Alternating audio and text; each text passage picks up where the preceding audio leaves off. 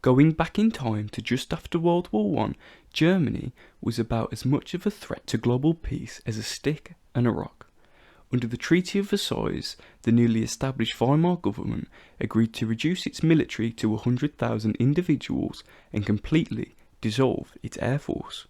In addition, Germany accepted full responsibility for the war and promised to pay billions of dollars in reparations to the rest of Europe. Sounds great in theory, but in reality, Germany was practically broke. So the Weimar government came up with a creative solution to pay off its mounting debts. They started printing money. A lot of money. As a result, the German economy flooded with cash, causing hyperinflation to soar to its highest point, with 4.2 trillion German marks being only worth $1. If you were among the unfortunate citizens of Germany in early 1920s, you had to get creative with how you stored your money. Instead of wallets, people had to use wheelbarrows to lug around their cash. The German economy was in shambles, with industrial output at an all-time low and widespread food shortages leaving millions on the brink of starvation. But just when it seemed like all hope was lost, a saviour emerged from an unlikely place, the United States. The country, which Germany had just been at war with only 6 years prior, came to the rescue with the Dawes Plan. Germany was able to borrow large sums of money from American banks, which helped fund a booming cultural and economic recovery in the mid to late 1920s. Now at the time, it seemed like a great idea, borrowing from the wealthiest and most stable country in the world, but it all came crashing down with the Great Depression. When the markets hit rock bottom in 1929, those same American bankers who had been lending Germany money were nowhere to be found. Germany was broke, without allies, and barely an army to speak of. So to sum it all up, by 1930, Germany was in dire straits, broke, without allies, and without a barely functioning army. Yet, in just a decade, they managed to pull off an impossible feat, transforming themselves into a world superpower with a feared military force that would kick off World War II. It's almost mind-boggling to think about how they did it, but the truth is, the seeds of their recovery had been planted many years before the Great Depression even stuck. It just goes to show that with a bit of determination and a well-crafted plan, anything is possible. Now it was a covert operation, but Germany was secretly rebuilding its military muscle, all whilst pretending to abide by the Treaty of Versailles.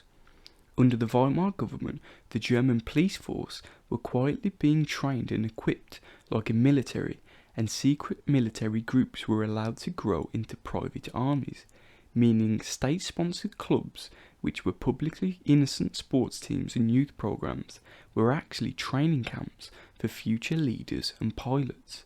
So while the world was caught off guard, Germany was quietly and cunningly becoming a force to be reckoned with.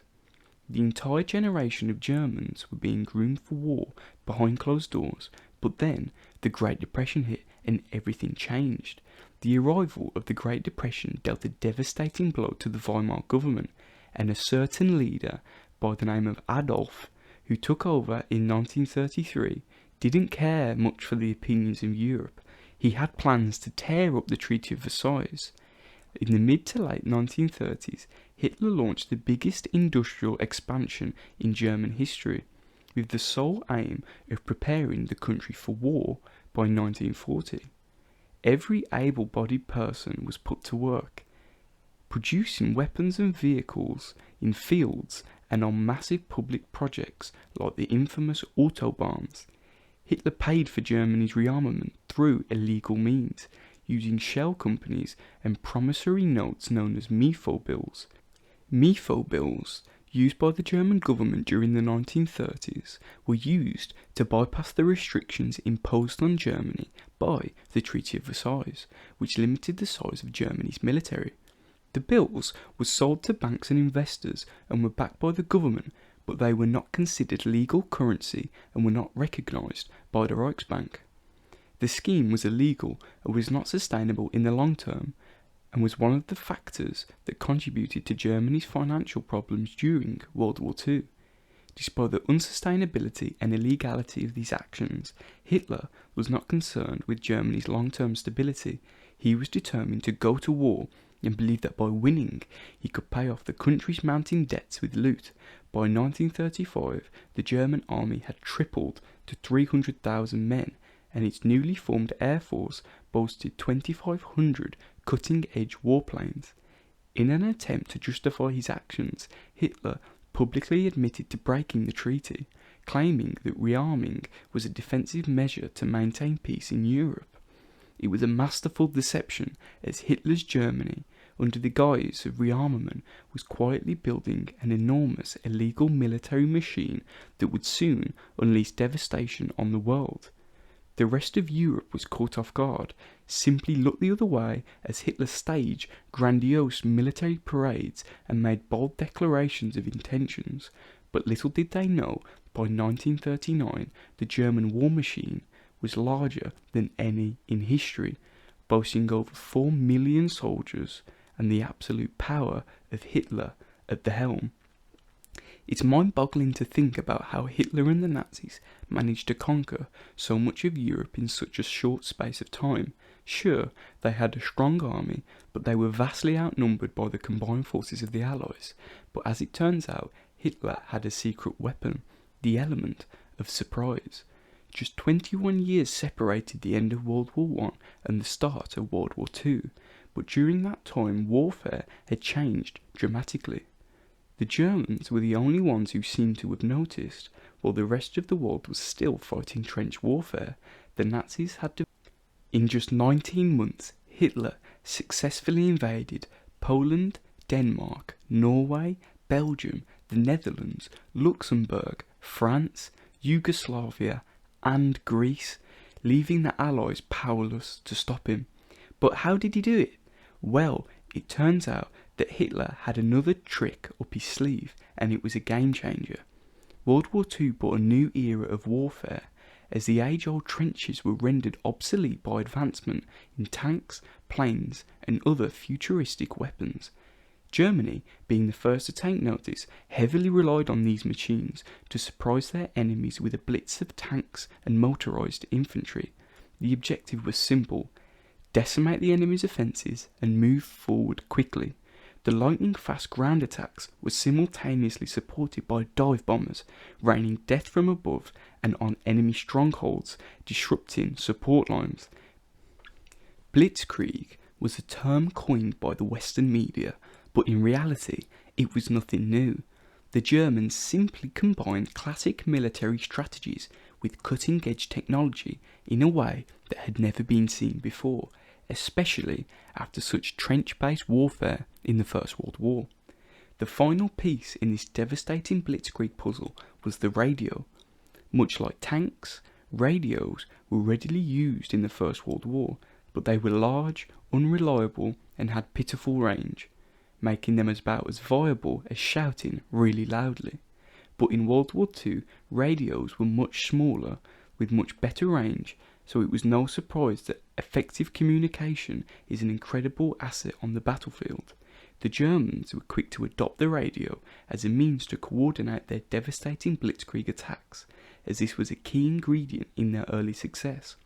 Of course, the Allies had access to all these tools too, they just hadn't had the time to figure out how to use them effectively.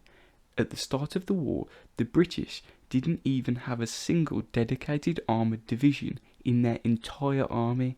The French relied heavily on cavalry, and whilst the French actually had more tanks than the Nazis, they didn't arrange them in mass ranks like the German panzer divisions, but sprinkled them here and there amongst the infantry. Most French tanks also lacked radios, meaning they simply had no way to match the seamless coordination of Hitler's ranks. The tactics we now call blitzkrieg was so effective that they allowed the Nazis to defeat their enemies incredibly quick and often with minimal losses. France fell to the Nazi war machine in 6 weeks, Poland in 35 days, and Denmark in just 6 hours. The Germans had a clear advantage in their ability to coordinate their forces effectively, thanks to the use of modern technology. The Nazis were the ultimate underdogs in World War II. They had the advantage of being better prepared than their enemies, with their well-equipped armies, cutting-edge technology, and the mastery of mechanised warfare. They were able to conquer Europe with ease. It all started with Hitler's secret preparation for war, while other nations were focused on peace. But as the war progressed, Hitler's ambition and hubris grew, leading to the disastrous decision to invade the Soviet Union and declare war on the United States. The Nazi war machine was powerful, but it was not enough to win a global war. As the war dragged on, the greater resources and manpower of the Allies allowed them to outproduce and outmaneuver the Axis powers. The tides of war started to turn, and thanks to the sacrifices of soldiers and civilians from all over the world, the Nazi Empire was finally brought to its knees. And there you have it, the story of how Germany was able to rise so quickly after the devastation of World War I, through careful planning, technological advancement, and a strong belief in their cause. The Nazis were able to conquer much of Europe in just a few short years. It's a reminder that the dangers of extremism and the importance of standing together against such ideologies. Thank you guys for watching. Don't forget to subscribe for more historical content.